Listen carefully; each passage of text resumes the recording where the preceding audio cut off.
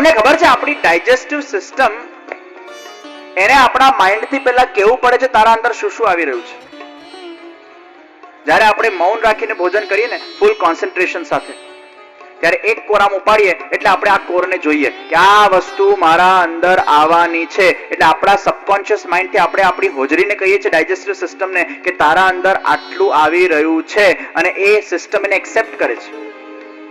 પણ જ્યારે તમારું ધ્યાન એ ભોજનમાં નથી હોતું ને, ટીવીમાં હોય છે, વાતચીતમાં હોય છે, મોબાઈલ્સ પર હોય છે, ફોન્સ પર હોય છે, ત્યારે તમે અંદર શું નાખી રહ્યા છો તમને ખબર નથી.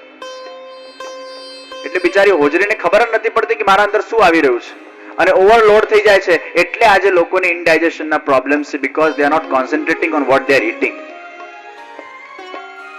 ભોજન કે વખત પૂર્ણ મૌન હોના ચાહીએ,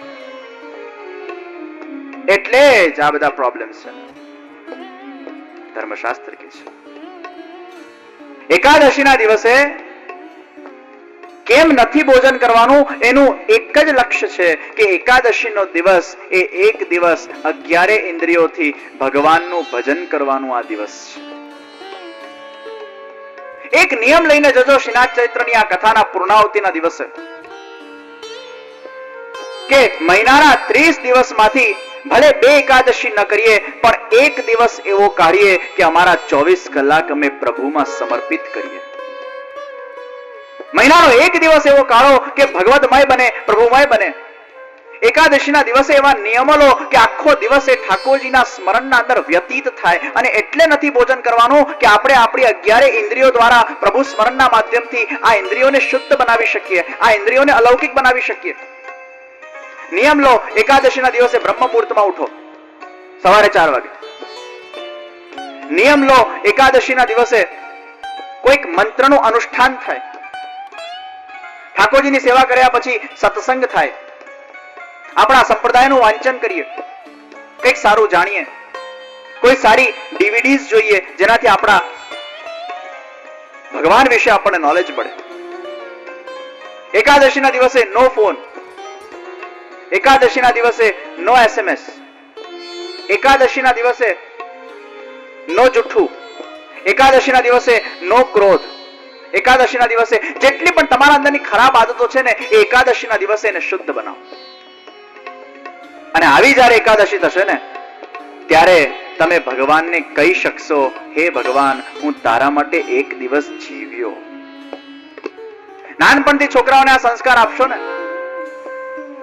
50 દિવસ, 50 વર્ષ જો મહિનામાં એક દિવસ આપણે ભગવાન માટે કાઢતા જઈએ, તો 12 મલ્ટીપ્લાય બાય 50 કેટલા થયા? 12 મલ્ટીપ્લાય બાય 50, 650, અરાઉન્ડ 700. કેટલા થયા? 600. 12 into 50, 600.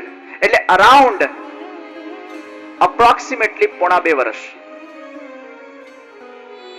તમે જયારે ઉપર જશો ને, ત્યારે ભગવાનને તમે ઉપર જઈને કહેશો, હે ભગવાન, તારા આપેલા 80 વર્ષોમાંથી 1.5 વર્ષ હું તારા માટે જીવ્યો, 1.5 વર્ષ મેં તારા માટે કાઢ્યા. મહિનામાં એક દિવસ ભગવાન માટે કાઢવાનો જે નિયમ, એ એકાદશી છે. ખાલી ખીચડી ખાઈને એકાદશી કરવી એકાદશી નથી. एक दिन परमात्मा के लिए निकालो, वो एक दिन को 11 इंद्रियों से परमात्मा के स्मरण करके वो इंद्रियों को शुद्ध बनाओ, यही सच्ची एकादशी है. सात्विक आहार જ્યારે એકાદશીના દિવસે લેવામાં આવે છે, ફરાર, ત્યારે સાત્વિક વિચારો આવે છે. પણ માણસનું માઇન્ડ એટલું બધું ક્રિએટિવ છે ને, કોઈએ નકોડી એકાદશી કરી હોય ને, તો માઇન્ડ ઇઝ સો ક્રિએટિવ. કેમ કે આપણી જે કોન્શિયસ માઇન્ડ થી ઈચ્છા પૂરી નથી થતી, એ આપણે સબકોન્શિયસ માઇન્ડ થી પૂરી કરીએ છીએ. સવારથી લઈને રાત સુધી કે ખાધું ના હોય, પીધું ના હોય, પણ રાતના 12 વાગે સપનામાં જઈને રેસ્ટોરન્ટમાં એટલા બધા ફાંકા મારી આવે છે. સબકોન્શિયસ માઇન્ડ થી એની ઈચ્છા પૂરી કરે જ ખરો, ભલે મનથી કરે છે. એક દિન ભગવાન કે લીએ નિકાલો. આવા એક દિવસ કાઢશો ને, ખરેખર તમારા જીવનના અંદર એક સાત્વિકતા આવશે. भोजन भी परमात्मा के स्मरण से होना चाहिए, और भोजन बनना भी परमात्मा के स्मरण के साथ होना चाहिए. नाम स्मरण ની ઘણી મહિમા છે. ગુસાઈજી શ્રી મહાપ્રભુજીનું નામ આપે છે ભક્તિ માર્ગાબ્જ માર્તંડ.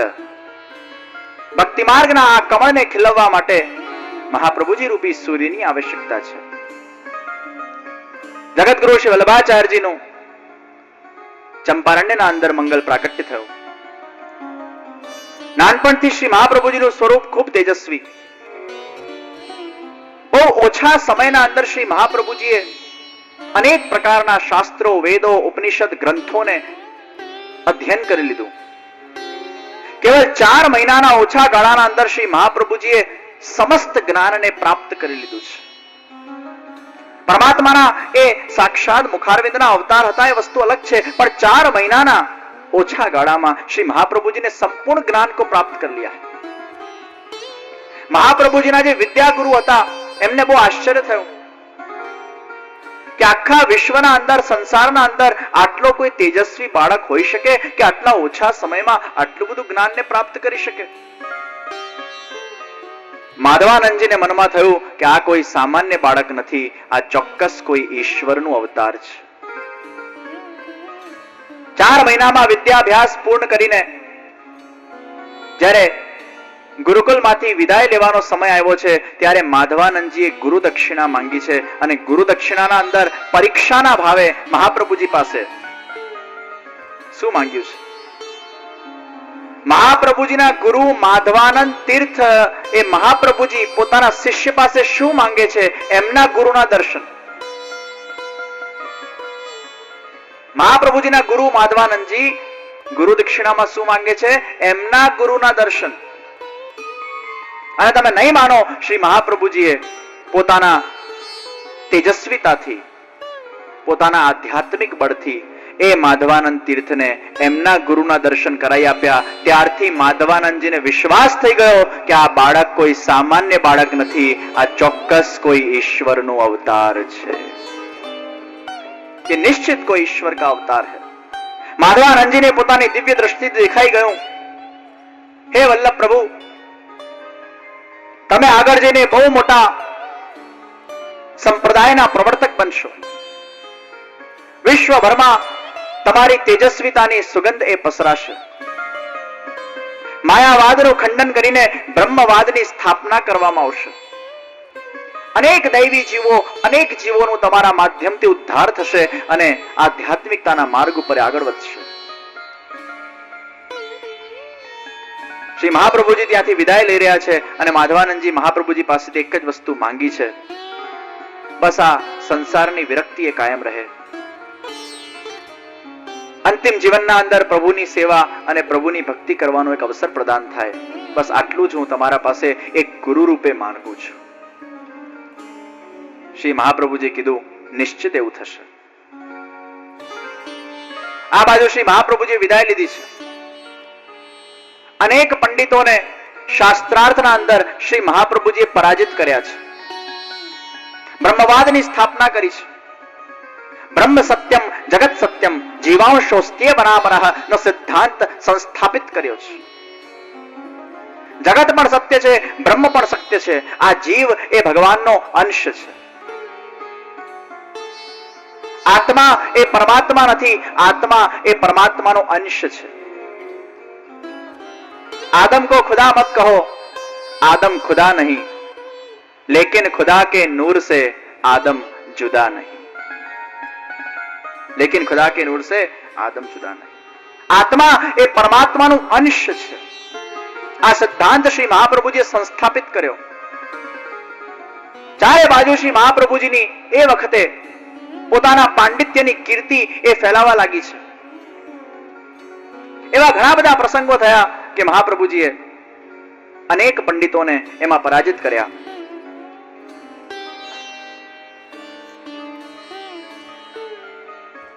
એ વખતે એ યુગના અંદર